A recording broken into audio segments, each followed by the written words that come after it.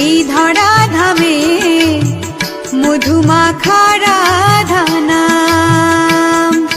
কে আনিল রে এই ধরা ধামে মধুমাখা রাধা নাম।